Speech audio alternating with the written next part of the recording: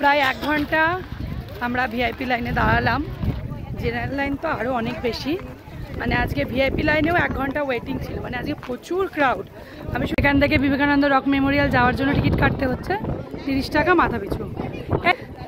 এই glass bridge আর দূরে Vivekananda rock.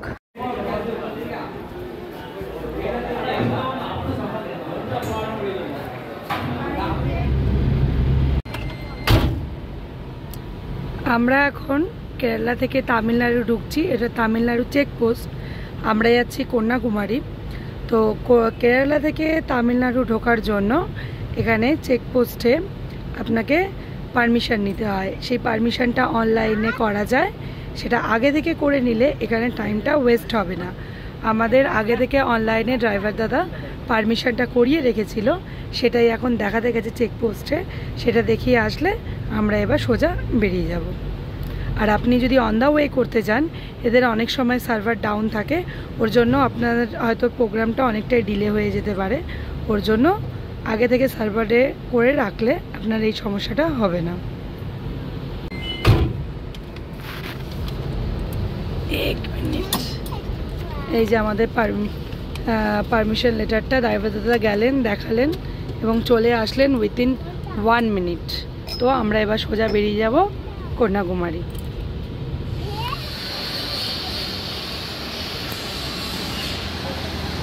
আমরা জাস্ট 10 মিনিটস হলো কন্যাকুমারীতে পৌঁছেছি। আমরা যা গোপীনিবাস গ্র্যান্ডে রয়েছি, আমরা একটু ফ্রেশ হয়ে যাব বিবেকানন্দ রকে।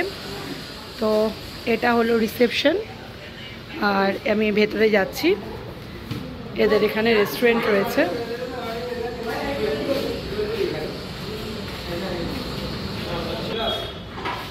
তো এই হচ্ছে আমাদের রুম। এখানে আমাদের 5টা রুম আছে। এটা হচ্ছে 105, এটা আমাদের রুম। এখানে এটা হচ্ছে ডাবল বেডেড এসি রুম। এখানে বেড আছে, এখানে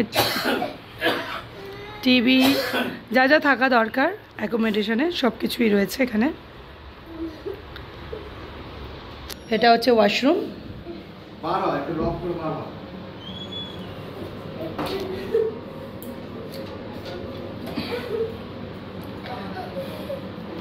তো আমরা এখন যাব হচ্ছে বিবেকানন্দ রক। তো তোমাদের সাথে গিয়ে আবার বিবেকানন্দ রকে দেখা হচ্ছে। বেরিয়ে যাচ্ছি, আমরা যাচ্ছি বিবেকানন্দ রক। তো এটা হচ্ছে জেটি যাওয়ার রাস্তাটা, আর আমি দূর থেকে বিবেকানন্দ রক দেখতে পাচ্ছি। এটা হচ্ছে বিবেকানন্দ রক যাওয়ার জেনারেল লাইন। তো আমরা এটা দেখে প্ল্যান করছি যে আমরা 300-এর টিকিটটা কাটবো, যেটাতে ডাইরেক্ট এন্ট্রি হবে। লাইন সেই রাস্তার মুখ থেকে শুরু হয়েছে আর এই কন্টিনিউ যাচ্ছে।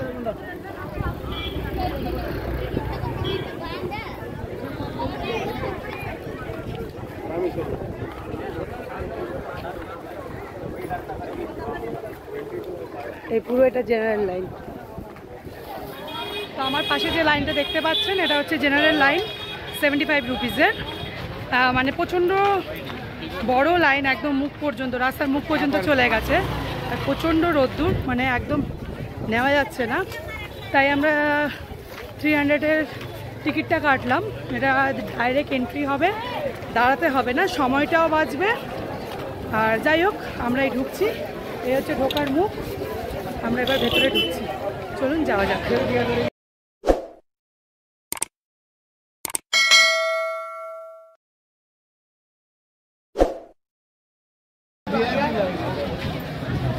তো আমরাই যাচ্ছি। ওটা হচ্ছে 75 রুপিসের এন্ট্রি, আর এটা হচ্ছে 300-এর এন্ট্রি। তো এই লাইনটায় দাঁড়ালে আমরা বোধহয় ঘন্টা 2 লাগতো আসতে এখানে। তো এটা 300-এর টিকিট। আমরা যেভাবে ঢুকছি ওরকম ফেরার সময় আমাদের লাইন দিতে হবে না, তাড়াতাড়ি ফেরা যাবে।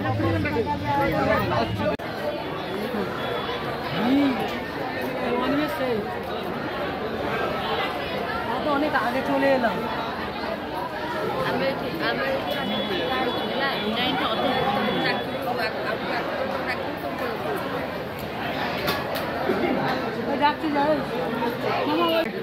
এই দিক দিয়ে হচ্ছে জেটির লাইন। এবার আমরা টিকিট কাটা হয়ে গেছে, আর এটা হচ্ছে জেটির লাইন। আমরা এবার জেটির লাইনে দাঁড়িয়েছি।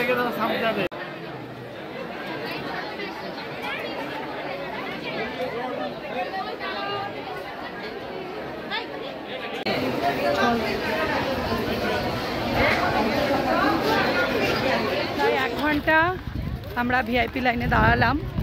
জেনারেল লাইন তো আরও অনেক বেশি, মানে আজকে ভিআইপি লাইনেও 1 ঘন্টা ওয়েটিং ছিল। মানে আজকে প্রচুর ক্রাউড।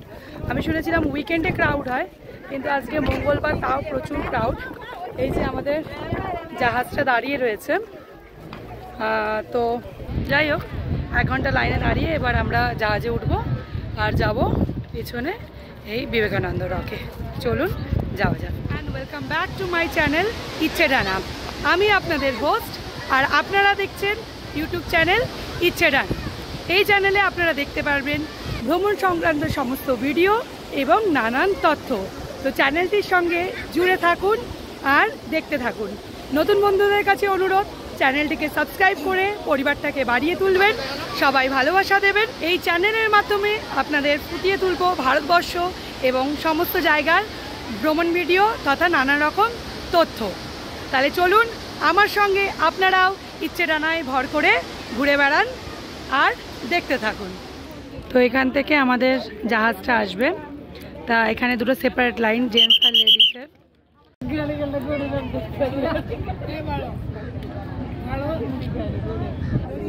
এই যে আমাদের জাহাজটা ঢুকছে এবার। বোটে উঠে পড়েছি।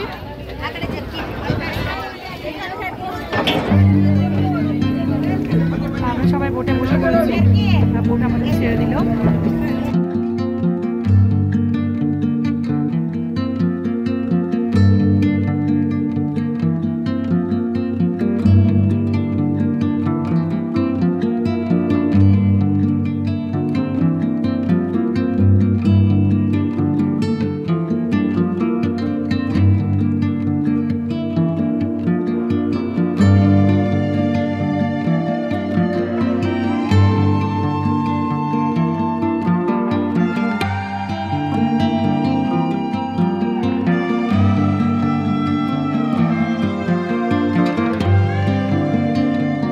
আমাদের শিপটা এসে দাঁড়ালো। সব লাইফ জ্যাকেটগুলো এখানটায় রাখতে হচ্ছে, এই বাস্কেট মতন করা রয়েছে। এবার আমরা যাচ্ছি বিবেকানন্দ রক মেমোরিয়াল দেখতে। আর আরেকটা চমৎকার আপনাদের জন্য আছে, সেটা সামনে গেলে দেখতে পাবেন।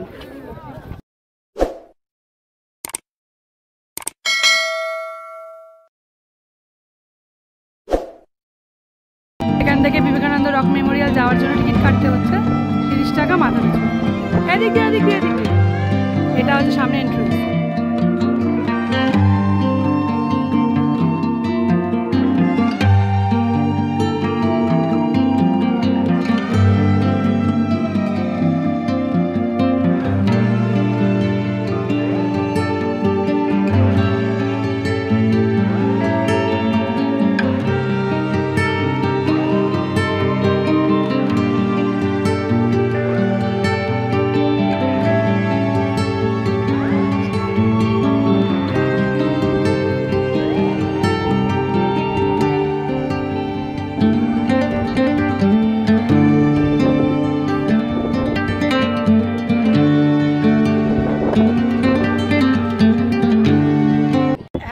আপনাদের আমি নিয়ে যাচ্ছি এমন একটা জিনিস দেখাতে,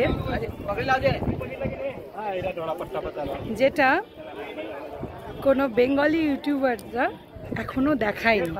জাস্ট আমার হাতেই হয়তো প্রথম দেখবেন।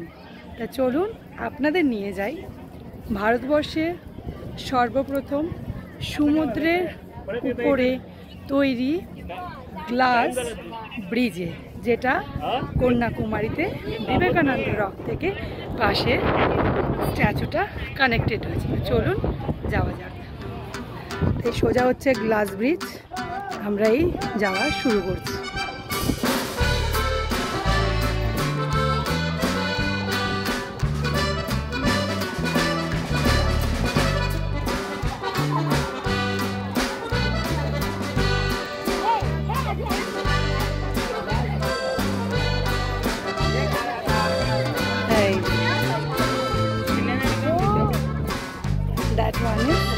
Glass bridge.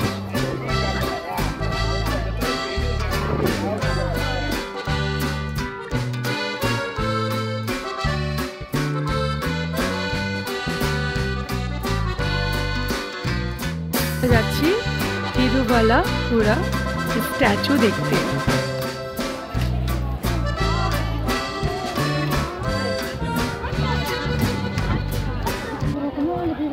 পৌঁছে গেলাম প্রায় 4 তলা সমান উপর দিয়ে উঠে। আর এখানে আসলে সামনেই হচ্ছে এই গ্লাস ব্রিজ, আর দূরে বিবেকানন্দ রক এটা, আর এটা হচ্ছে স্ট্যাচুটা।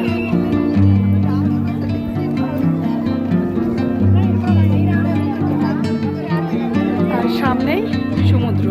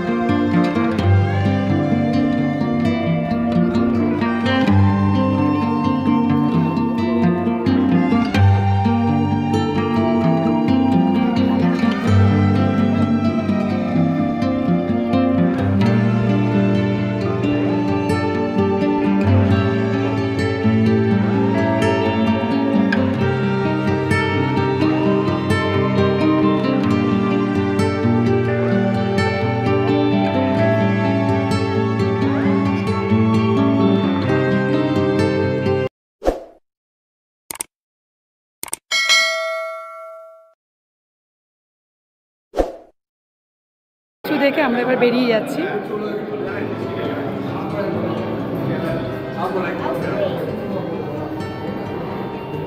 আমরা এখন এই দেখে বেরোলাম মা পার্বতীর পায়ের ছাপ, যেটা বলা হয় নাকি কন্যাকুমারী মায়ের পায়ের ছাপ। সেটা দেখে মন্দিরের ভেতর যেহেতু ছবি অ্যালাউ নয়, আমরা দেখে বাইরে দিয়ে এখন পরিক্রমা করছি।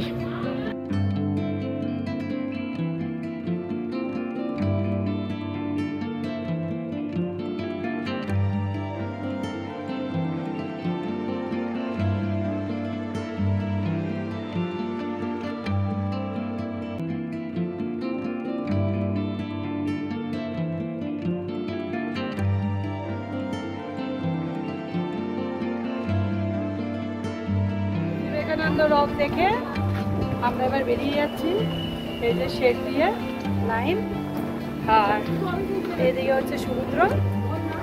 আমরা এবার হোটেলে যাচ্ছি। যারা আসছে তারা এক্ষুনি সবাই নেমেছে বোট থেকে, আর আমরা এই এগিয়ে যাচ্ছি, সামনে গিয়ে দাঁড়াবো।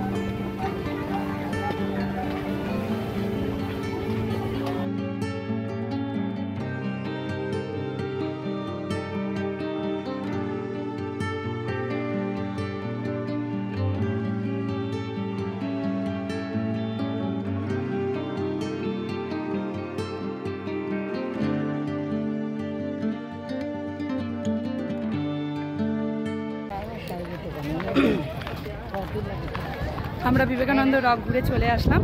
এবার আমরা লাঞ্চ করব, একটু ফ্রেশ হব, রেস্ট নেব, তারপরে আমরা বিকালবেলা দেখছি আর কি করা যায়। পেছনে bye bye Vivekananda rock, tata করে দাঁড়া। চলুন এখন লাঞ্চ করতে যাওয়া যায়।